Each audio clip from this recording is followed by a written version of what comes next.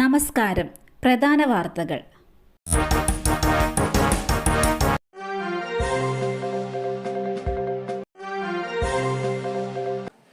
20 കോടി ഭാഗ്യത്തിന് 400 രൂപ. ക്രിസ്മസ് പുതുവത്സര ബമ്പർ ടിക്കറ്റിന് റെക്കോർഡ് വിൽപ്പന. സംസ്ഥാന ഭാഗ്യക്കുറിയുടെ ക്രിസ്മസ് പുതുവത്സര ബമ്പർ ടിക്കറ്റിന് റെക്കോർഡ് വിൽപ്പന. ഇതുവരെ 16 ലക്ഷം ടിക്കറ്റുകൾ അച്ചടിച്ചു. ആവശ്യമനുസരിച്ച് ടിക്കറ്റിന്റെ അച്ചടി വർദ്ധിപ്പിക്കും.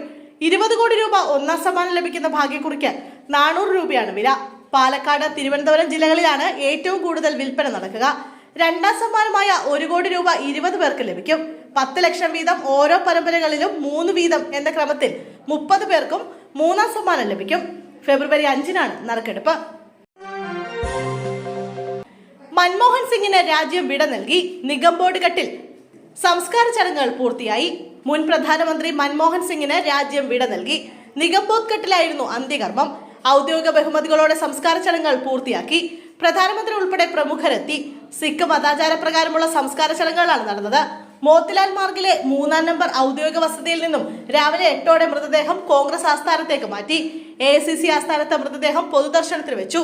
സോണിയാഗാന്ധി, മല്ലികാർജ്ജുൻ ഖാർഗെ, രാഹുൽ ഗാന്ധി, പ്രിയങ്ക ഗാന്ധി, KC വേണുഗോപാൽ MP അടക്കമുള്ളവർ ആദരാഞ്ജലി അർപ്പിച്ചു. അന്തിമോപചാരം അർപ്പിക്കാൻ നേതാക്കളുടെയും പ്രവർത്തകരുടെയും നീണ്ട നിരയായിരുന്നു. പൊതുദർശനത്തിന് ശേഷം നിഗംബോഡ് ഘട്ടിലേക്ക് സംസ്കാരത്തിനായി കൊണ്ടുപോവുകയായിരുന്നു. ടൂറിസ്റ്റ് ബസും കാറും കൂട്ടിയിടിച്ച അപകടം. 3 മലയാളികൾക്ക് ദാരുണാന്ത്യം. ഒരാൾക്ക് ഗുരുതരമായി പരിക്കേറ്റു. മരിച്ചത് കോട്ടയം സ്വദേശികളാണെന്ന് പ്രാഥമിക നിഗമനം. മരിച്ചതിൽ ഒരാൾ കുറുവിലങ്ങാട് സ്വദേശി ജയന്താണെന്ന് തിരിച്ചറിഞ്ഞു. അപകടത്തിൽ ടൂറിസ്റ്റ് ബസ്സിൽ സഞ്ചരിച്ച 18 പേർക്ക് പരിക്കേറ്റു. പരിക്കേറ്റവരെ തേനി മെഡിക്കൽ കോളേജിൽ പ്രവേശിപ്പിച്ചു.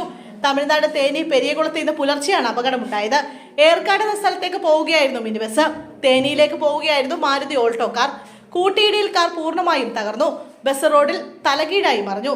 കാറിൽ 4 പേരാണ് ഉണ്ടായിരുന്നത്. 3 പേർ സംഭവ സ്ഥലത്ത് വെച്ച് തന്നെ മരിച്ചു. ഒരാൾക്ക് ഗുരുതരമായി പരിക്കേറ്റു. പെരിയ ഇരട്ടക്കൊലവിധി. മുൻ MLA KV കുഞ്ഞിരാമൻ ഉൾപ്പെടെ 14 പ്രതികൾ കുറ്റക്കാർ. 6 വർഷത്തോളം നീണ്ട നിയമ പോരാട്ടങ്ങൾക്ക് ശേഷമാണ് കൊച്ചി CBI കോടതിയുടെ വിധി. 2019 ഫെബ്രുവരി 17-ന് രാത്രി 7:30-യോടെയായിരുന്നു നാടിനെ നടുക്കിയ കൊലപാതകം നടന്നത്.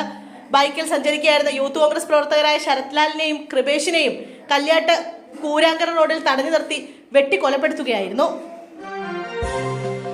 സ്കൂട്ടറിൽ ലോറി തട്ടി റോഡിൽ വീണ യാത്രികൻ. ചക്രം തലയിലൂടെ കയറി ഇറങ്ങി ദാരുണാന്ത്യം. തിരുവല്ല കായംകുളം സംസ്ഥാന പാതയിലെ പൊടിയാടിയിൽ ടിപ്പർ ലോറി തലയിൽ കൂടി കയറി ഇറങ്ങിയ സ്കൂട്ടർ യാത്രികന് ദാരുണാന്ത്യം. മാന്നാർ ചെന്നിത്തല സന്തോഷ് ഭവനിൽ സുരേന്ദ്രനാണ് മരിച്ചത്. 50 വയസ്സായിരുന്നു. പൊടിയാടി കുടകുത്തിപ്പടിക്ക് സമീപത്തെ കൊടുവളവിൽ ഇന്ന് ഉച്ചയ്ക്ക് 12:30-ഓടെയായിരുന്നു അപകടം. തിരുവല്ല ഭാഗത്തു നിന്നും പൊടിയാടിയിലേക്ക് മണ്ണ് കയറ്റിയെത്തിയ ടിപ്പറിന്റെ പിൻചക്രം സുരേന്ദ്രൻ സഞ്ചരിച്ചിരുന്ന സ്കൂട്ടറിൽ തട്ടുകയായിരുന്നു. തുടർന്ന് ലോറിയുടെ അടിയിലേക്ക് തെറിച്ചു വീണ സുരേന്ദ്രന്റെ തലയിലൂടെ ടിപ്പറിന്റെ പിൻചക്രം കയറി ഇറങ്ങി. സുരേന്ദ്രന്റെ മൃതദേഹം തിരുവല്ല താലൂക്ക് ആശുപത്രി മോർച്ചറിയിലേക്ക് മാറ്റി. തിരുവല്ലയിൽ അഗ്നിരക്ഷാസേനയും സ്ഥലത്തെത്തി.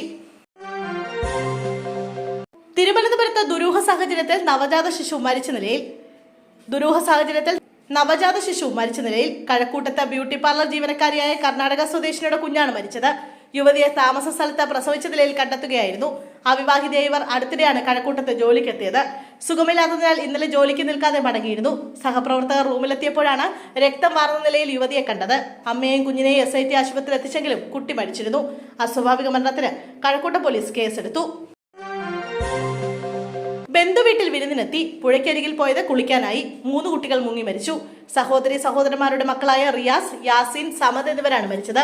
3 കുട്ടികളും എരഞ്ഞിപ്പുഴയിൽ ഒഴുക്കിൽപ്പെടുകയായിരുന്നു. തെരച്ചിലിൽ ആദ്യം റിയാസിന്റെ മൃതദേഹം കണ്ടെടുത്തെങ്കിലും മണിക്കൂറുകൾ നീണ്ട തെരച്ചിലാണ് മറ്റു കുട്ടികളുടെ മൃതദേഹം കണ്ടെടുക്കാനായത്. ഇന്ന് ഉച്ചയ്ക്ക് 2:30-യോടെയാണ് കുട്ടികൾ അപകടത്തിൽപ്പെട്ടത്. ബന്ധുവിന്റെ വീട്ടിൽ വിരുന്നെത്തിയതായിരുന്നു റിയാസ്. പ്രതിഭ MLAയുടെ മകൻ കഞ്ചാവുമായി പിടിയിൽ.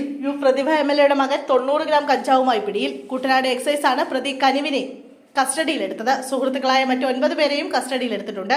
കേസെടുത്തതിനു ശേഷം സ്റ്റേഷൻ ജാമ്യത്തിൽ വിട്ടയച്ചു. തകഴി പാലത്തിൽ നിന്നാണ് പിടിയിലായത്.